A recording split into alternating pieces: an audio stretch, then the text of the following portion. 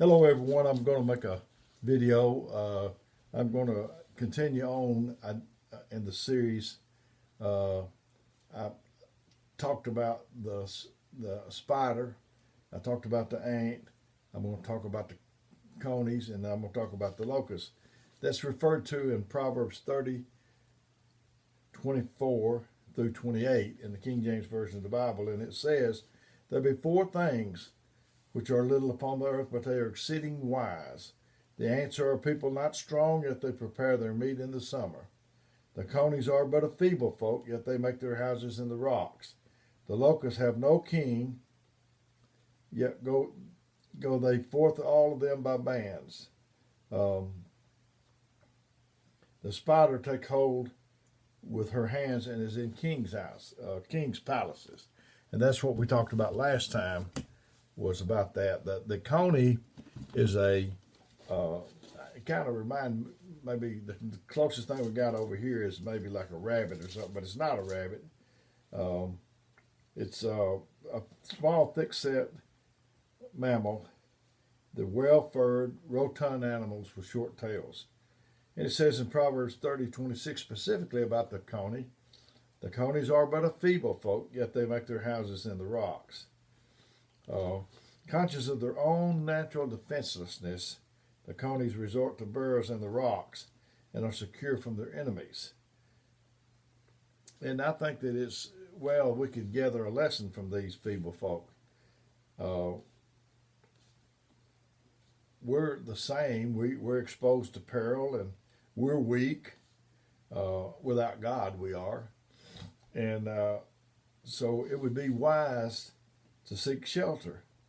That is their defense. They don't have a arsenal. They don't have something. They don't fight back so much as they just hide out. The best security is just an immutable God, where His promises stand like giant walls of rock. They hide it. The conies hide in this rock, hid from the enemy, and that's what we have to do. He can hide us in the palm of His hand.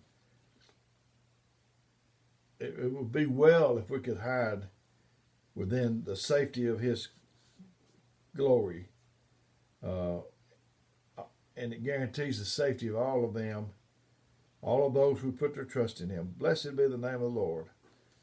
That's what I've tried to do along the way. Is I've not been a fighter. He said, when a man's ways please the Lord, He maketh even his enemies to be at peace with him. I just tried to hide in the shelter of the Lord, like David did at Abdullah, safe from the cruelty of the enemy. I have now I found the blessedness of the man who puts his trust in the Lord. For a long time ago, when Satan was after me, I fled to the cleft of the rock, that rock called Jesus Christ, and His spear-driven side. I found a resting place. My heart ran to Him, and it still runs to Him when I get in trouble. And He consoles me. He comforts me. He'll help me, and He'll help you. No king in his safety of his fortress is more secure than a coney in his rocky burrow. The master of 10,000 chariots is not a bit better protected than the little dweller in the mountain's cliff. In Jesus, the weak are strong and the defenseless are safe. They could not be more strong even if they were giants, or more safe unless they had been in heaven. Faith gives to men on earth the protection of the God of heaven more than they could need or wish for. The conies, they can't build a castle, but they take advantage of what's already there. I can't make myself a refuge, but Jesus has provided it. His Father has given it. His Spirit has revealed it. And lo, I enter it over and over, and I'm safe from the foe. Um,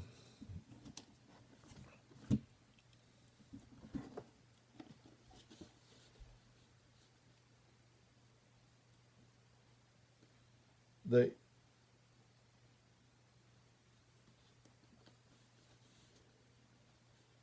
this Coney, it inhabits the mountain gorges and rocky districts of Arabia and the Holy Land. The Conies are but a feeble folk, yet they make their houses in rock. They're wise. Uh, I'm amazed at the things that God makes like these. They're born with that natural defense built in with them. Nobody has to teach them to run into the rocks. Nobody has to teach a bird to fly south in the winter. Nobody has to teach a geese to fly in a V formation when they fly. They don't go to school, and it's so we can learn so much from them. Um, the coney, its feet's not made for digging. It couldn't dig. Um, it couldn't dig down deep enough to have a protection. So it just has to have its safety in the rocks. Its defense.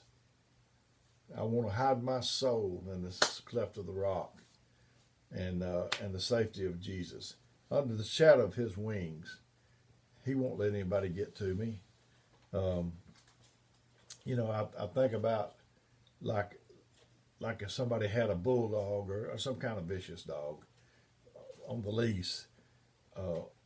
If they didn't let go of it, I'd be safe. But the moment they let go of that vicious animal, I'd be in trouble. And that's the way Jesus is. He's got the enemy at bay. The enemy can't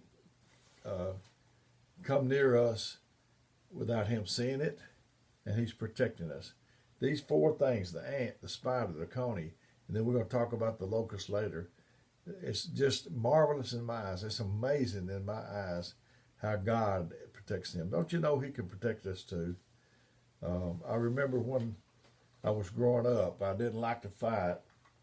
My brother didn't seem like he minded. And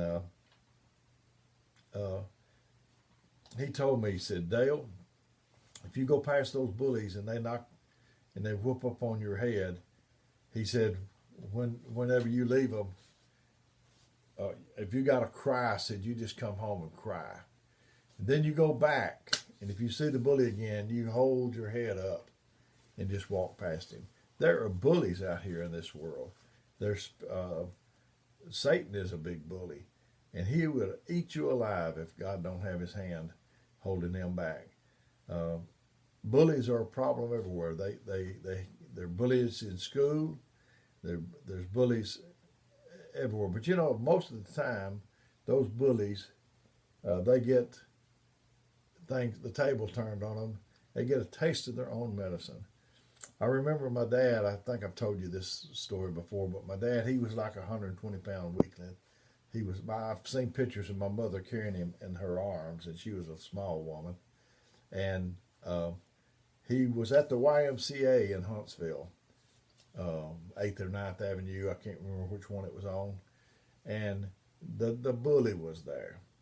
And he said the bully was going to do harm to him. And he came up at him, and my dad said, all I wanted to do was just stick up my hand, to block the blow. And somehow or another, his finger went in the bully's eye. And the bully couldn't continue on to fight, and he never bothered him anymore.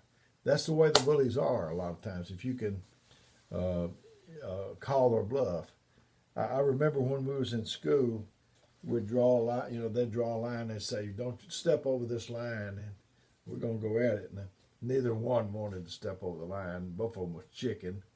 And you step over the line, you step over the line on like that. And I knew a boy, and there was a bully at our school, and this boy wasn't particularly big either. And the boy was doing his, lead up to the fight deal. I'm going to tear your head off. I'm on a whatever. I'm on this. And while he was doing his little introductions, his little boy just hauled off and just knocked him winding. And the bully never bothered him again. Now, this bully we're talking about, Satan, the only way you're going to get him off of you is to let God step in between you and him. You're no match for him. He's been around for centuries. He knows all the wiles. He knows what to catch you with. But let's just be like the little Coney, the little defenseless Coney, and just depend on God to hide us in the shelter of his rocks. I hope you got something out of this today. I've been given my phone number. It's 256-508-4410. If you need me, I might not get to call you back right away. It may take me a little while, but I'll get back to you just as soon as I can. May God bless you today.